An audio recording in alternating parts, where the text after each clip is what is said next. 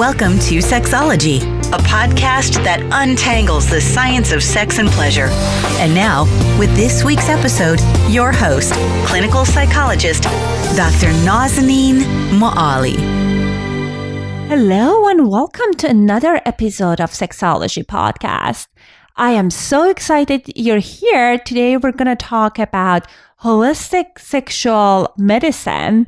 And our guest today is Dr. Debra Wickman. But before we're going to our conversation today, I just want to share with you guys that we just passed 100,000 downloads. And I'm so grateful for all of you guys who shared our podcast with your friends, who wrote us an honest review on iTunes or Stitchers. And it really means a lot to me. If you get a chance, write us an honest review on iTunes. It helps us to reach a broader audience. So today, as I mentioned, we have this wonderful gynecologist who's also a sexuality counselor as our guest today. She's very passionate about holistic medicine, and I think you guys will really enjoy our conversation. Dr. Debra Wickman is a gynecologist with more than 20 years of experience. She completed a fellowship in female sexual medicine at UCLA and is also trained as a sexuality counselor. Her model of diagnosis and treatment incorporates programs that uniquely educate, empower, and encourage personal growth, sexual discovery, and healing for women. The programs look beyond the singular medical, pharmaceutical, or behavioral therapy and instead integrate all approaches from a mind-body perspective. Central to her model is a holistic sexuality approach using her training as a gynecologist to link the physical aspect of healing with the mental, emotional, and spiritual facets to treat the whole sexual being. Her research interests include exploring effects of sexual practices on the vaginal microbiome and methods to condition the female arousal response. She's a popular workshop speaker for women's group and has also presented lectures, research at venues such as the World Congress of Sexual Medicine in Beijing, China, Annual Clinical and Scientific Meeting, ASAC 2017 Annual Meeting, and the World Association of Sexual Health in Prague. She is featured in the 2017 book Outstanding Results, authoring a chapter entitled Outstanding Doctor-Patient Relationships, How to Connect with Your Physician and Receive Optimal Care. Without further ado, here's my conversation with Dr. Debra Wickman. Welcome back to another episode of Sexology Podcast. As I mentioned during the introduction, I am so excited and thrilled to have Dr. Debra Wickman on our show today. Dr. Wickman, welcome to our show. Thank you so much. I'm happy to be here. Thank you so much for accepting our invitation. First time I heard about your practice, I was so positively curious and thrilled that there's a gynecologist, there's a physician that applies a more holistic approach toward care of their clients. So tell us a little bit about how did you get interested in applying holistic sexuality approach? Well, it was kind of an evolution as I look back on my career. I've been a gynecologist about 24 years now, and time just flies. Oh, wow. I know, it seems like just yesterday, but, that's what happens in life. It just, flies by.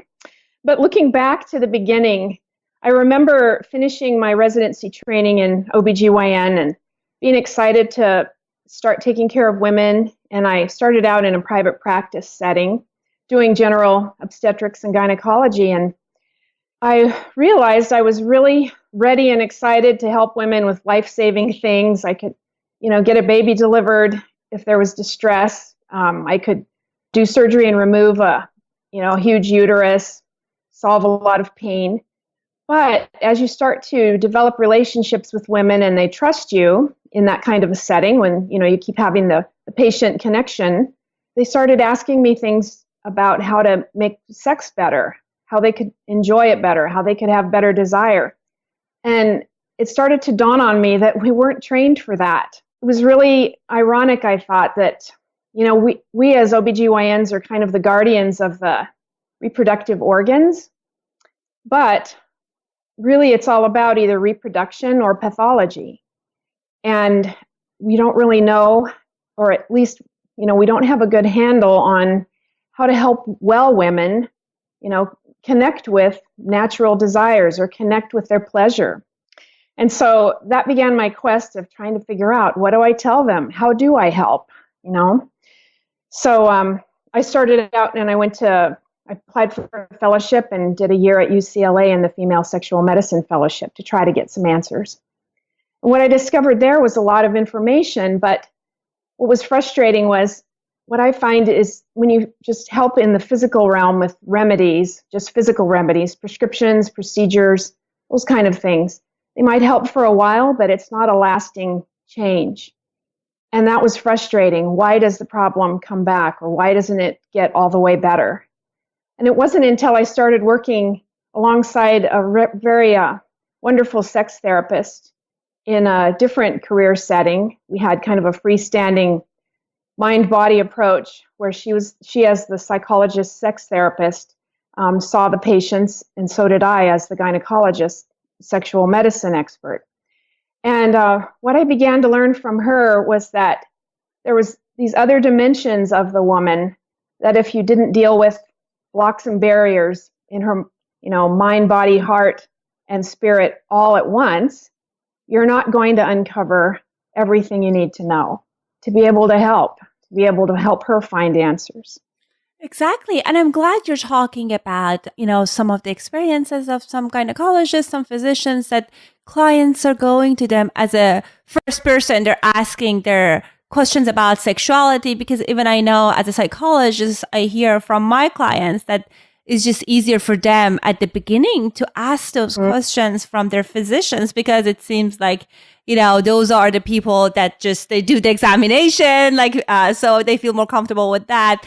And at times they share with me that the answers they get, they feel it's just not enough. Or as you said, many, many times physicians are fantastic, but they don't necessarily have the training on psychology of sex and sex therapy, unless like you, they go do extensive training on those things.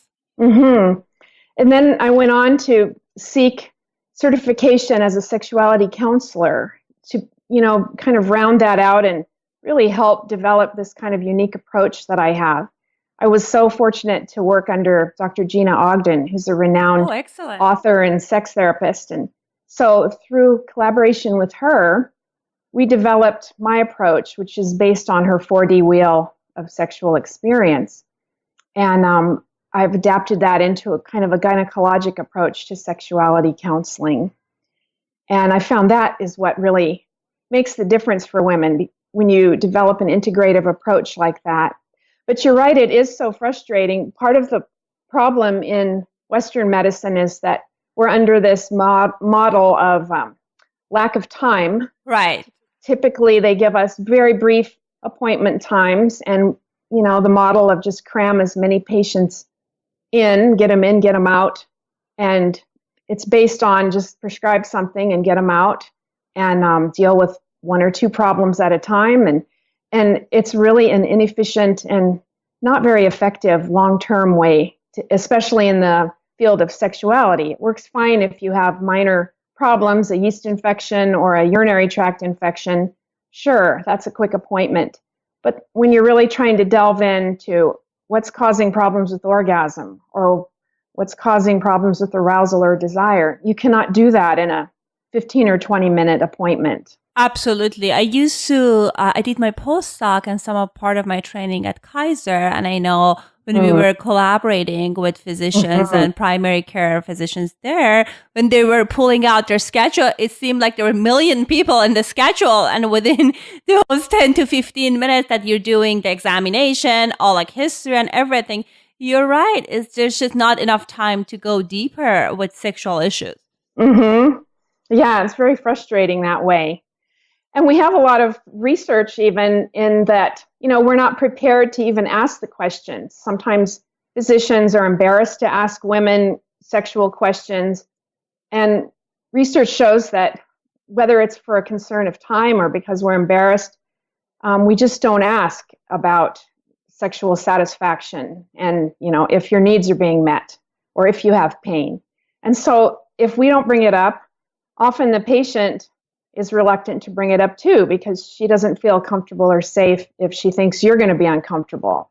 So it's kind of a perpetual problem there too, with just access to being able to ask anything you want. Right. And also exploring it requires, also like more in-depth psychology training. And also people need to be comfortable to talk about those things. And again, if you're opening this maybe history of trauma or all this distress and you only have 5 more minutes left with a patient, that can be challenging as well. Right. Because you don't want to cause harm. Right. You want to do it in the right pace and the right approach. But I'm so glad that you are doing this different approach of integrative health care, and you're applying the holistic basis and holistic understandings of people's sexuality. So you briefly mentioned about 4D wheel of sexual experience. Can you share us a little bit more about that?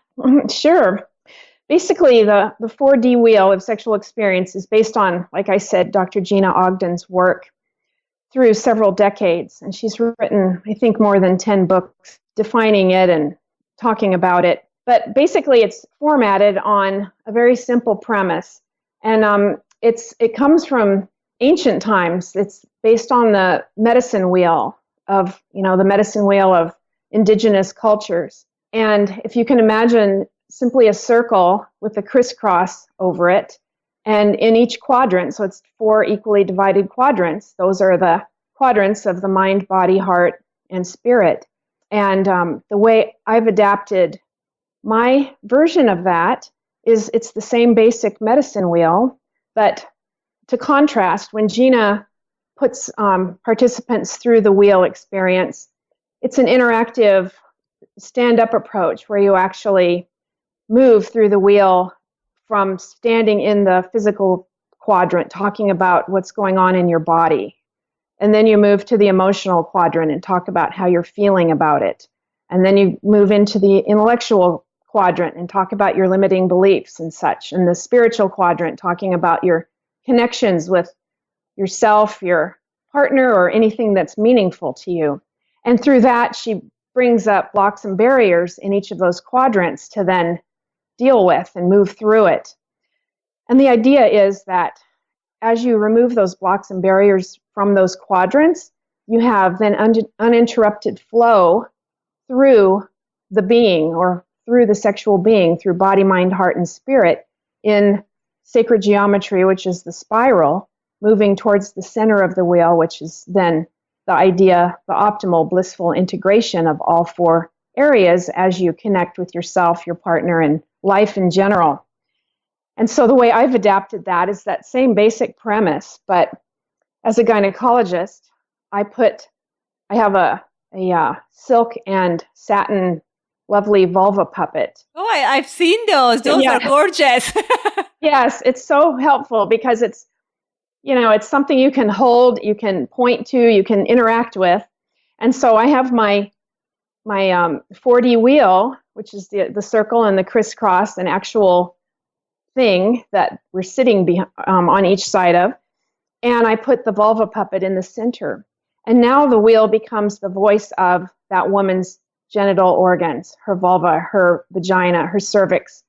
And she tells the story as her vulva is telling it, or as her reproductive organs are telling it through each quadrant. So then in talking about it first, we spend time going through each quadrant of how would your yoni, or, we often call it that, encompasses everything, but how would your vulva, how would your vagina describe how she feels, what's going on with physical, is there pain, is there numbness, is there weird sensations, is there lack of sensation, and then connections, emotions. So we explore all of those. And what I've added on to it is in each of those quadrants, I have the woman identify what's her current reality, what is going on, that's usually a negative thing because they're getting my help.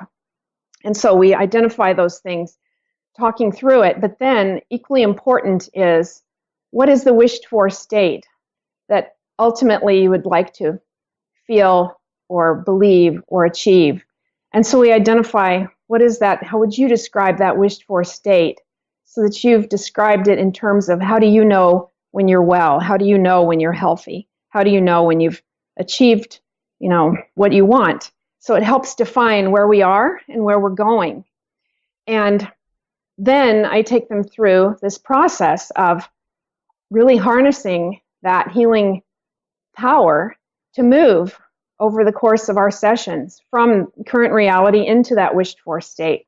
I've heard it described in many different settings, but one term that I really like is called morphic resonance, where the brain, if with intention and with conscious repetition and consistency, can actually start to fill in and actually make physiologic processes happen toward achieving that wished for state. And it's amazing. I've seen it happen over and over again as we go through this, and then the woman has homework to do at home that she, consistently utilizes her powers of intention and her brain, and we can alter neurochemicals in the brain to help with desire in an intentional way. We can, improve the mood. We can really just change the body as well. I've helped women with weight loss that way, with overcoming many physical barriers like pain and numbness. So it's really the ultimate connection of the mind with the body, because we all know our mind is really where it all starts and what is really the most powerful effector of change. And so if we can harness that, that's the key. Right. And I love when you were talking about 4 wheels for these and how you're applying it in your practice, because it gives people even the visual of like your sexuality is more than your physical sensations, and kind of exploring different things. And based on my experience, at least, obviously I don't explore the physical component the way that you do because you're a physician, but also based on my experience, some of the issues that gets really in the way of people experiencing their full potential and the power of their sexuality is their limiting beliefs that they learn from their parents, from their culture, the messages they internalize. How do you process that with them? Well, that's really a great point, because you cannot separate the mind from the body. Right. And so much programming goes in, from the time we're conscious as tiny children until now we're trying to function as healthy adults. And so it's really a process to overcome that. I do collaborate a lot with sex therapists, and some of them even come in with their client and do this experience along with us, so that they're present in the room while we're going through all of these quadrants and uncovering the hot button issues, in each of the anatomic areas. But back to the mind and body being united. As humans, we thrive on that intimate connection. And what I find is we can't access that intimate connection if we're numb, or if we're in pain, or if we're shut down or in shame. And so you have to bring those things to light and speak them to begin with. Some things a woman can be in so much shame about that she's never told anyone. And she can never heal from that until she brings it out and explores it and talks about it. One perfect example that I've come across a couple times in my practice is the whole shame of, for instance, abortion. Maybe she was forced to have an abortion as a teenager by her parents. And so she went along with it, but never really processed it, always felt horrible about it, but never told anyone, even her, now husband or partner. But it continues to be this festering block that is inside of her. And so then when I started working with her, and this came out when we started talking about your reproductive organs and what would your cervix say. And, we realized there's so much shame, and she was feeling so much guilt. She could not forgive herself for this. And so it was so transformational and healing when in my exam room, and I didn't actually explain this, but then we go next door into the exam room where she actually goes through a pelvic exam holding a digital pad like an iPad. And I have a special app that projects or transmits exactly what I'm looking at in her exam. So she sees on the iPad in high definition exactly every structure. And I usually start with the cervix. So there it is on the iPad. She's seeing her own cervix for the first time, and she's experiencing it and feeling me touching it. And we're talking about it, and we're interacting about it. And she's realizing that's the cervix where this, trauma happened. This same cervix was there all that 25 years ago when it happened. And there's a lot of, emotion. There's a lot of processing. But with her seeing it, feeling it, experiencing it right then, it really helps just release it. And so I've seen this happen so many times with this process. They release it, and then they can heal it. And we go through so many things like that. But deep in the vagina is one of those areas because you can't really access that on your own. You can't see your own cervix typically. And so when you can see it right there, holding it in your hands in an iPad on an image, that's powerful. Absolutely. And again, talking about things that's so intimate and you feel shameful about it based on my experience, even just disclosing it with someone that you feel they understand it, you trust them, can be very empowering and a powerful experience. Yes, it's so true. So based on your experiences, when you explore those 4 areas with women, based on the population that you see in your office, what are some of the areas that you notice people are experiencing more challenges when they're processing, they're verbalizing their experiences with those things? There's a lot of difficulty around orgasm because women are so uninformed in general about their bodies and their function. There's so many misconceptions because if they do have information, it's often from porn, which we know is full of mythology.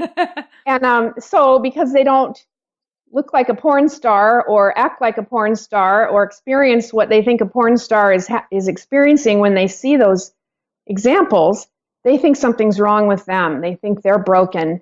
And often their partners have the same impression because they're informed by the same type of thing. And so men think that their woman is supposed to, scream and gyrate like a porn star. And when she doesn't, they're disappointed. So there's so many questions women have around orgasm, around how it should be done, whether they should self-stimulate or whether that's wrong. And then expectations around, I should have an orgasm every time I have penetration. Why don't I? What's wrong with me? And so there's so much to normalize around, most women don't have enough clitoral stimulation during penetration. And most women don't have enough foreplay to be aroused enough to then bridge right over into an orgasm very soon.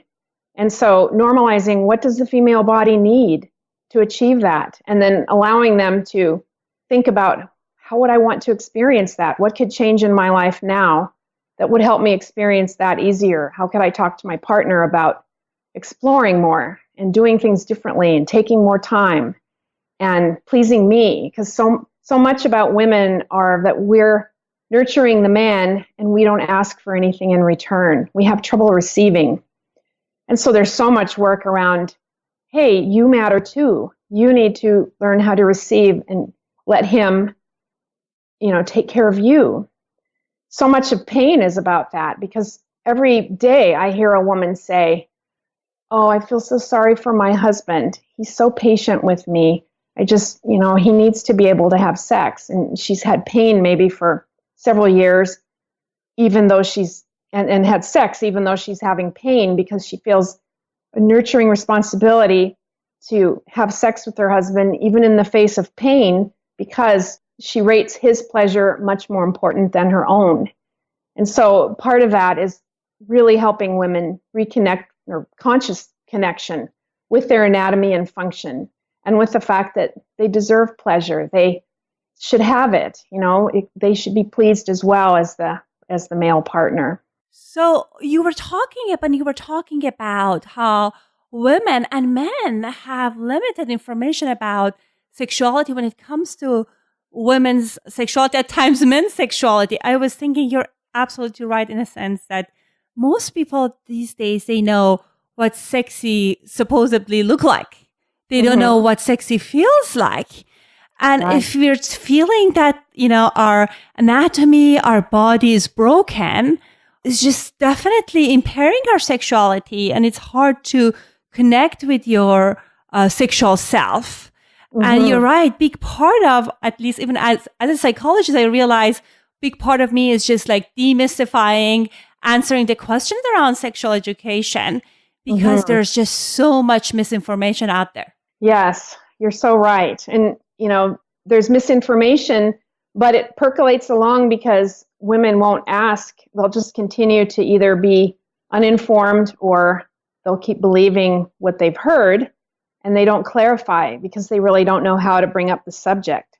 So it's really up to us, all those of us who have this really sacred relationship with women as patients and clients, to be comfortable enough to talk about it and ask them and allow them a forum to really bring up their questions and then tell them, separate truth from fiction about it.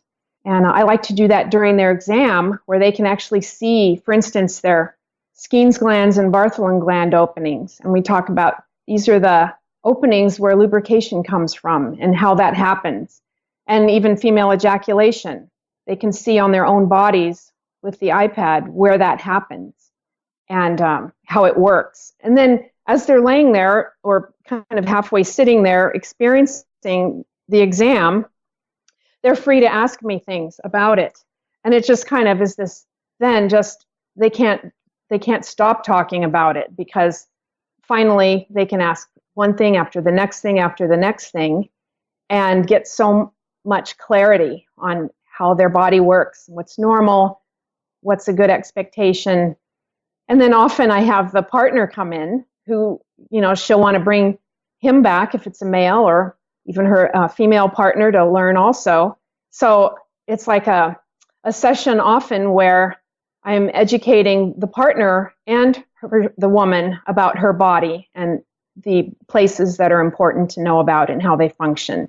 So it's kind of an intimacy building experience as well for couples when they really see that and experience that kind of exam and education together with me. How lucky your patients are that they have an informed, knowledgeable gynecologist who's interested to answer the questions. So I think just very unusual based on my experience. My husband also is in the field of medicine, and he always tells me, honey, limits your questions to 2 per visit.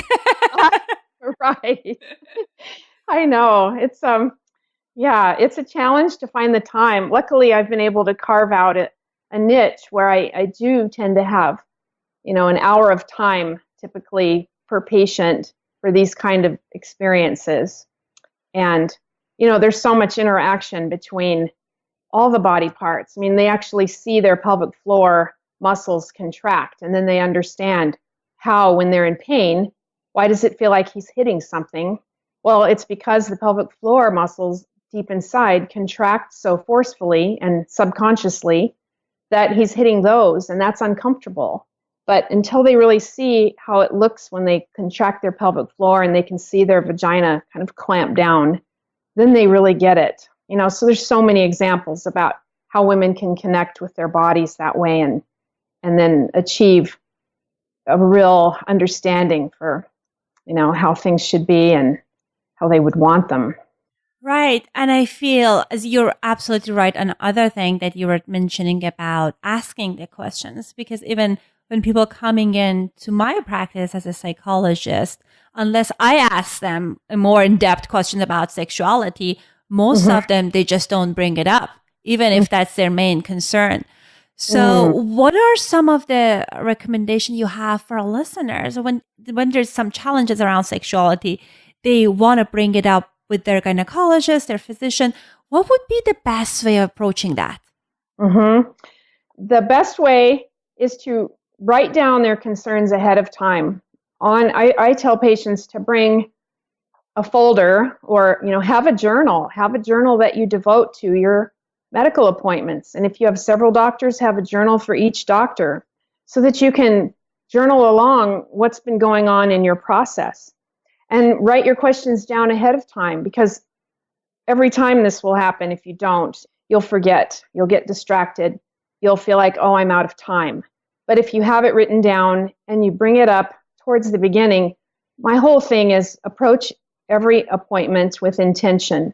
So before you even go in, tell yourself or ask yourself the questions, what do I want to accomplish today? What questions do I have that I want answered?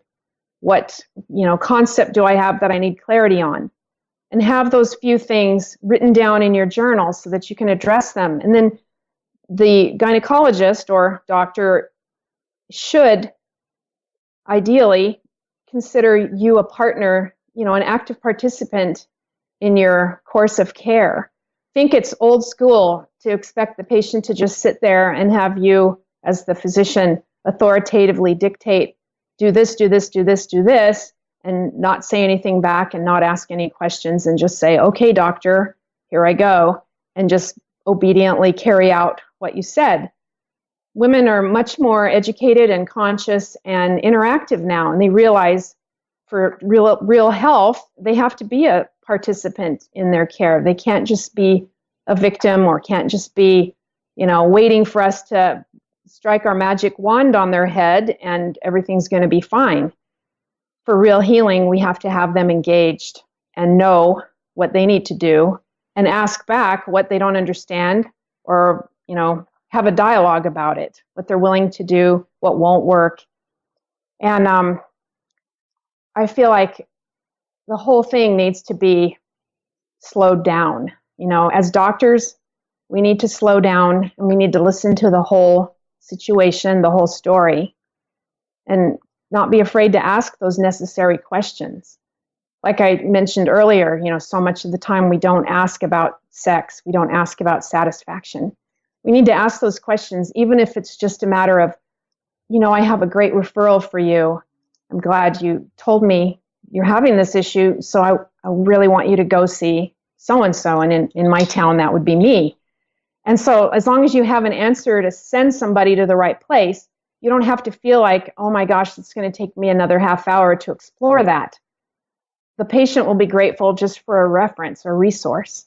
Right. And I agree with you about being intentional, especially when it comes to the topics that people are feeling uncomfortable about.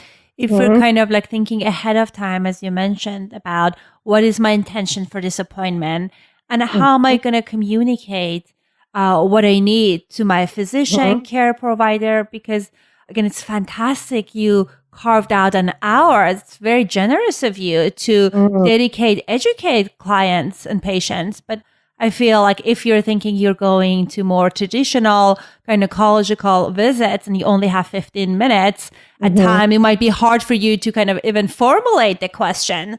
And also writing it down, it gives you another level of commitment that I'm going to ask this question, I'm going to address this issue. And I love this idea. Yes, I find that women don't think about going to the doctor and keeping track of things. It should be an organized process, and you have to help keep the doctor on track.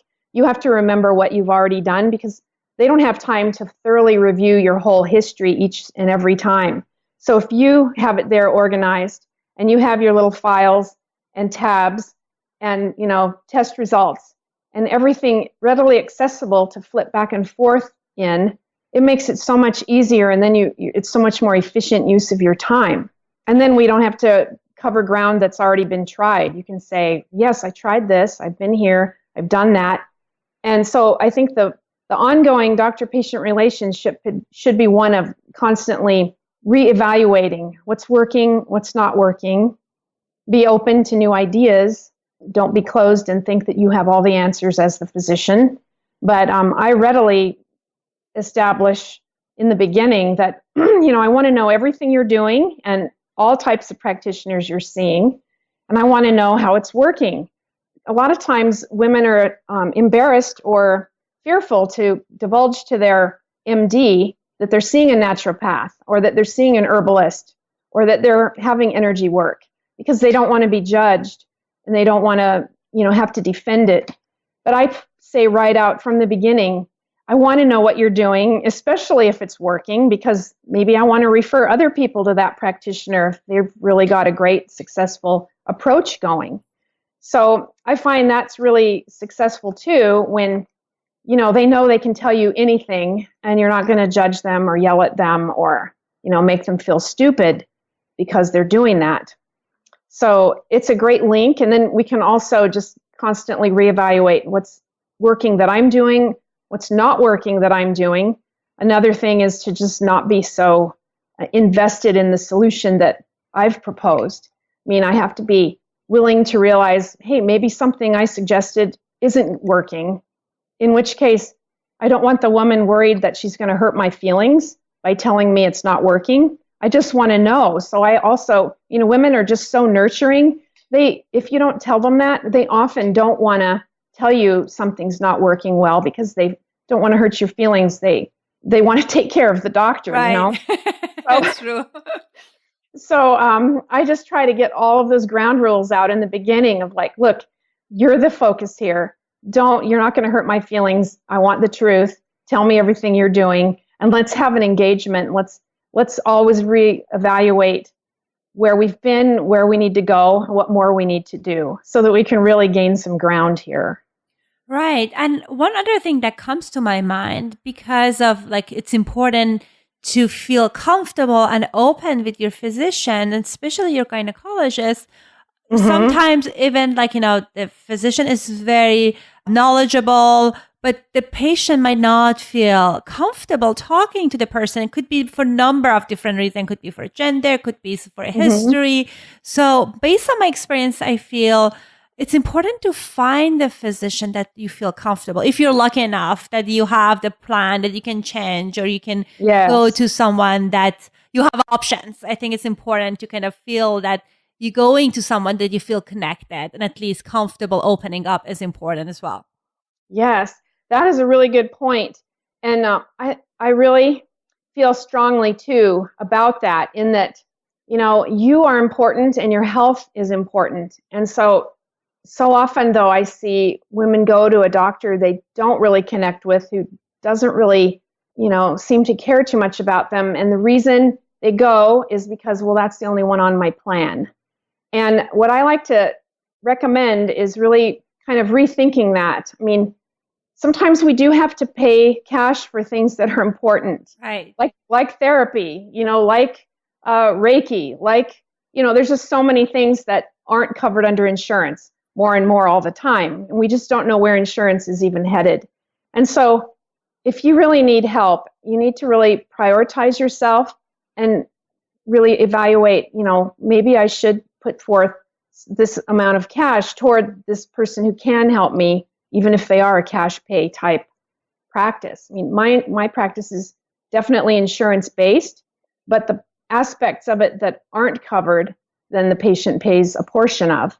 And so that's at least helpful that, they don't have to typically pay the whole thing. But still, we need to prioritize our own health and our own care, and, don't just settle for whatever person is on your plan if they're not meeting your needs.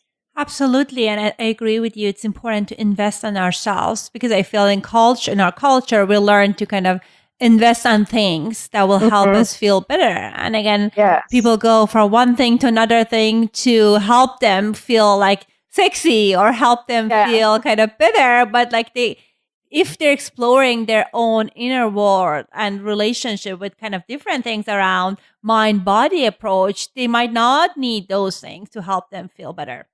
Mm-hmm. So I know you have so much knowledge and expertise, and you not only a gynecologist, you're also a sexuality counselor. So if our listeners would like to get a hold of you, the materials you have, what would be the best way? The best way would be through my website, which is drdebrawickman.com. And there it's a brand new site, so it's in the evolution stage right now, but there's a feature on there where you can send me a message, and I can connect with you, and and it will have my practice information there too, and phone numbers and things too, if somebody wants to make an appointment with me. And there's also the possibility of doing some, like Skype type of appointments as well for people who don't live in my town of Phoenix. Oh, excellent. Yeah. So I really enjoy connecting with women. So I have a passion for this topic, as you might be able to tell. Right. And so I love all aspects of this. Right. Again, thank you so much for your wonderful work. And I know you continuously educate therapists, other mental health provider, other physicians. So I highly encourage people to check out your website. I leave a link to your website in the show notes. And thank you so much for your time. You're so welcome. I really enjoyed talking with you. Thank you. Same here. Have a great day. Thank you.